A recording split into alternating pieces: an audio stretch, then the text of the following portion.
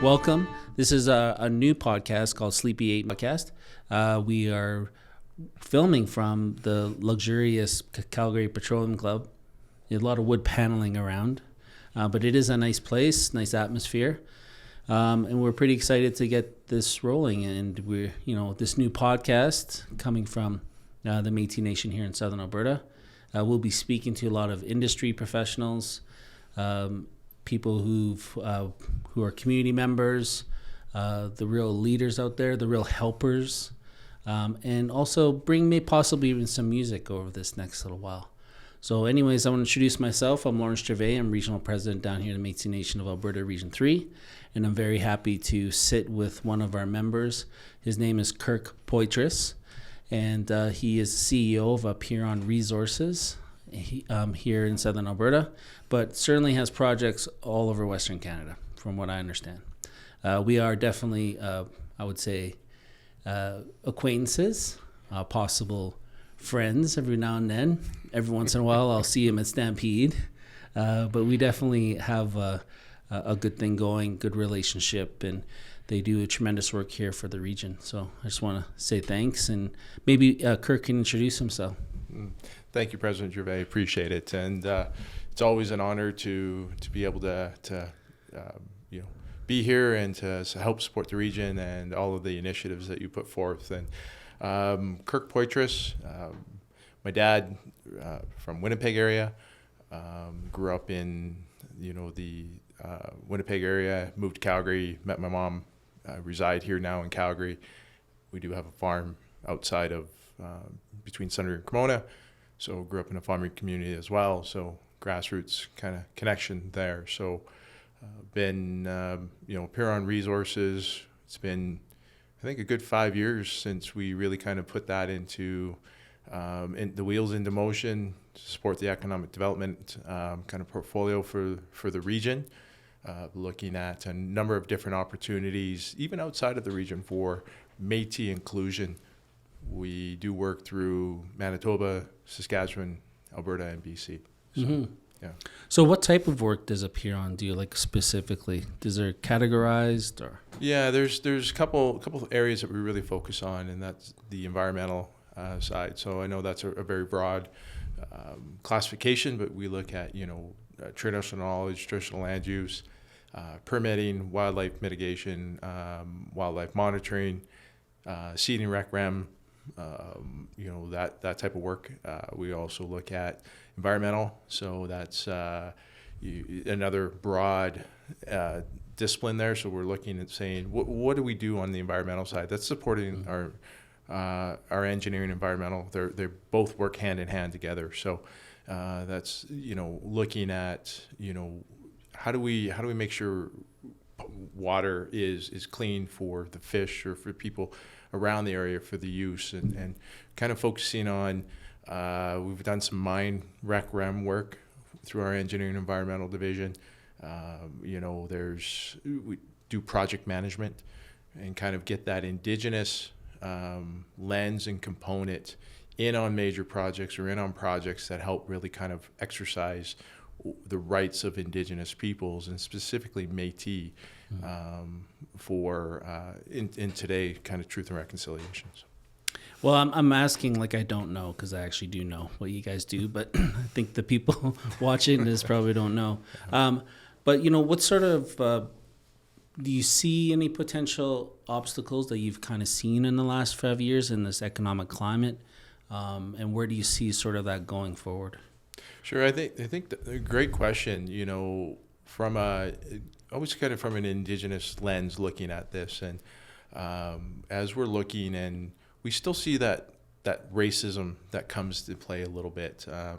We've seen it on some of the advisory committees that we sit on for the region and for the province as well. We've seen it so within the some through proponents, through provincial and federal government as well. But those have actually changed, or starting to change, as we sit at those tables together, and you and I have, is they're really trying to understand and push forward Métis inclusion. And so we're not hidden anymore. We're not, on the side of the road. we're actually participating meaningfully now in on these projects. I see still some stumbling blocks if you say that, people are trying to get to understand who we are and what we can do, and we're different. I'm going to take words from what you say is, the First Nations have been doing a lot of, we'll say, engagement, or have been doing this for a number of years before we have. And so we're playing catch up, and I think we're catching up quite quickly on the economic side. Yeah, and I think we attribute a lot to certainly how we engage internally now. So a lot of Métis people that are now stepping forward have been doing a lot of this work on behalf of First Nations, are now lending their expertise back, which is great. And, we're starting to see more and more of that, even in the last 5 years, like you said. But even with, all these truths that are coming out from Truth and Reconciliation, I think is helping us with a lot of those boardroom sort of environments. And, hopefully we can extinguish that racism piece a little bit out of it, and they can see us as potential partners in economic projects or whatever. So yeah, I think great point. And maybe when we're using the term racism, it may be that, but it's maybe as well just not knowing who Métis people are or what Métis people or citizens can do, and with not knowing if somebody falls within that Indigenous realm. Because we'll say sometimes we don't look Indigenous, but we have those strong Indigenous ties. It's just we have the colonial side that's really showing, and it's just not always who you see. There's more to that person than you know. And also, we all have a connection. I mean, I have a cousin who's a chief now, and so that's a different dynamic that we have even in our family, because I've had, related to the Gervais, in southern Saskatchewan, who's the leader there. I'm southern Alberta, and then we have northern BC, who is my uncle. But we're all leaders in terms of the Métis realm. Now we have a First Nation cousin at Flying Dust in Meadow Lake, right? So we're a little bit very happy for him, but at the same time going, I think a lot of us are connected in some manner. Yeah, I think great point. Yeah, there is not that segregation between Métis, First Nation, so forth. It's we're all family. Yeah, and it shows where family sits and resides, not through a colonial delineation of hey, this is where we want to put you, right? And which goes into my sort of like what I've been reading about, and I think it was Maclean's magazine. They had a year in review, or no, what's going to happen in 2023, and they talked about in economic indigenous cooperatives. So businesses are who can't really get into those significant boardrooms are now starting to team up and work with other nations on some type of cooperative, so they can get into those boardrooms and become significant partners, which I think we'll probably end up seeing. I'm just not sure if Apeiron is headed that way. We don't have to mention that now, but it's something that we can possibly work together on some of these things. I agree, and I think where we look and we're stronger together than we are separated, right? And so I think industry's seeing that, and as we come together, which we won't let some of the things that we're looking at together kind of cat out of the bag, but we're looking, and we've come together from a southern Alberta perspective on some projects and looking in kind of where does that take us, and how do we access funding, for example. Like, do we have to go to the I call it the Kenny Fund, but the Aboriginal Indigenous Fund, like this, what is the AIOC? Oh yes. Yeah. So where we look at that and thinking collectively with our First Nations brothers and sisters, cousins, and we can come together as a larger collective for equity ownership in some of these projects that we have, and therefore gives us that, as we use the buzzwords and say, what are legacy assets or legacy funding that can come in to help support Indigenous nations and governments have funding to support the social aspects and the cultural aspects that's so much needed within our nations and our communities.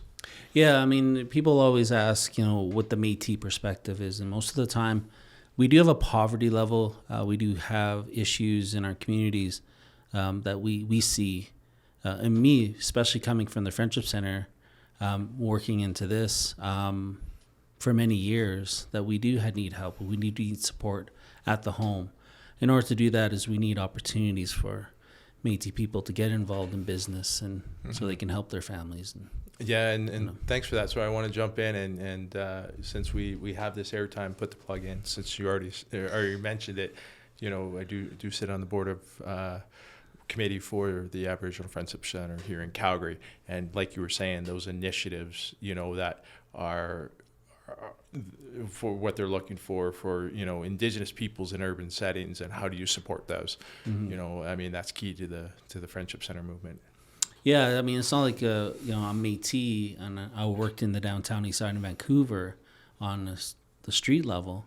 I had, relationships with those individuals as family, because they were family, and they would come to me for help and assistance, and I would do my best to do what they could because they were cousins of mine. Yeah.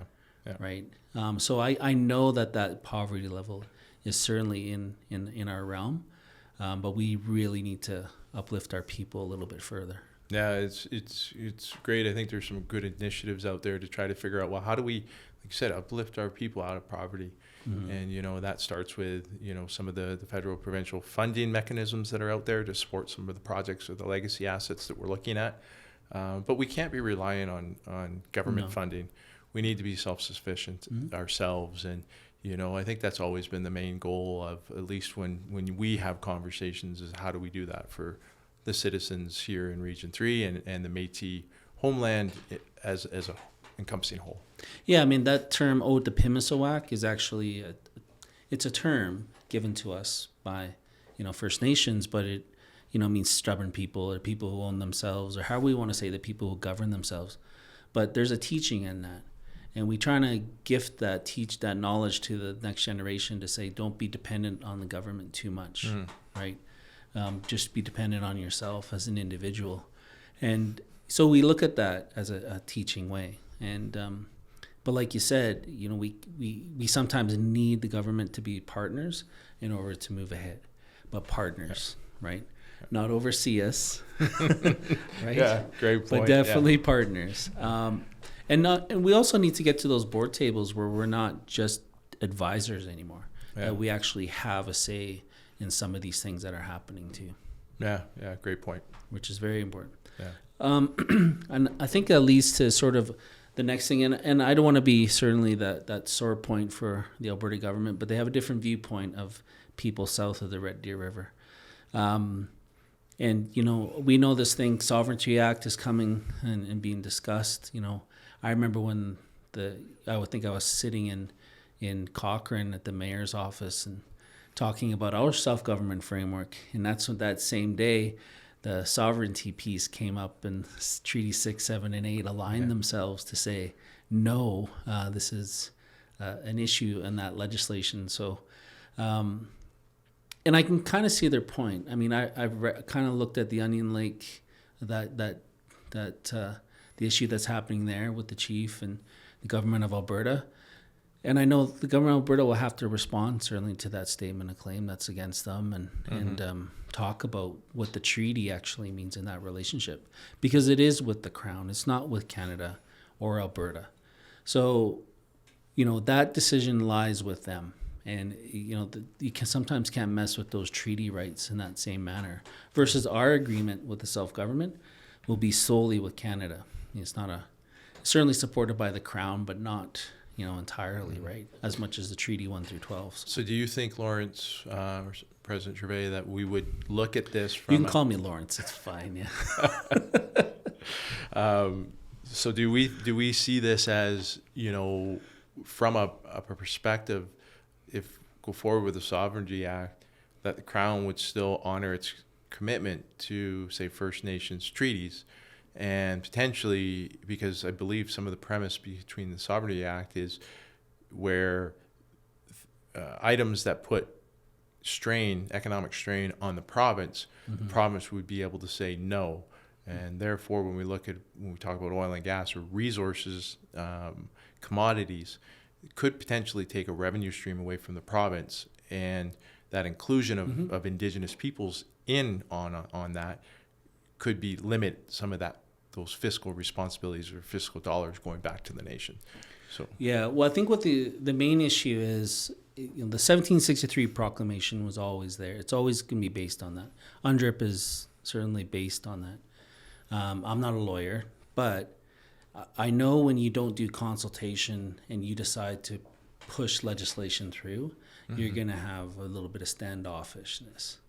And certainly if this Alberta government did the diligence and went to the communities and spoke to the Indigenous communities themselves and got their input, then they can kind of see there's inclusion there, right? And they're not just trying to go through this. Because what that does actually, that behavior represents something in the future. So when it does pass and goes through, which it is, the First Nations and Indigenous people in this province possibly will be left out of those big agreements later on, because they're left out now, right? Yeah, they weren't brought in the early stages of engagement. Yeah, that's right. So I kind of see it going, to the courts, and certainly that'll decide. But definitely, one thing that we don't do in our community is mess with the treaty relationship, because that's you really have to work with the communities then, and probably won't, because that's their one final stand, right, that they have. Yeah, strong stand, even though it may not be working with a lot of the treaty relationship, like the $5, all those things, right? But it has to be there, because if it wasn't, then it would be something totally different. Yeah, I agreed. Yeah. So with that, does Apeiron have any goals for the future? Like, I know we kind of addressed a bit of it, but yeah, when we talk about the goals, I guess some of our goals have to align also too with from a region perspective as well, and where are we going to be in, say, 2024. And so kind of looking, and from our goal perspective, our goals are always to maximize employment for Métis citizens. And sometimes that's a challenge. And, where, there are a lot of Métis citizens that are already out working.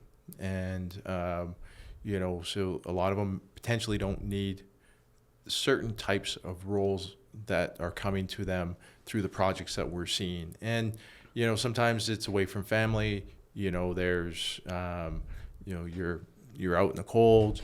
They're not, we'll say, an office job that potentially, because we've been bridging these, are hidden for so long, and we're already embedded in society a lot of the times. So, so some of the stuff that we try to look for, we try to figure out, well, how do we get individuals embedded within corporations as well, and not just actually out in the field doing field work. Field work is great. It gets you. Those are the things that you kind of look at and go, well, I don't have to be stuck in a four-corner office, right? And I'm actually out doing things where I can relate and love. So those are some of the things that we're looking at. Always trying to build and where we think about stand on our own 2 feet, right? And from a relationship perspective is facilitating or building out some of that Métis businesses, where we look and we identify who are other entrepreneurs and how do we get those other entrepreneurs working if they so need to be with their companies. So, and it's always kind of a growth period for us. We're still very young. And, I don't even think we're 5 years old. So, it's, we're still treading lightly. So. Yeah, well, my kids are, they're 7 now, so they're still pretty young.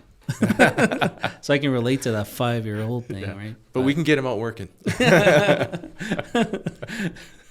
Not legally, but anyways.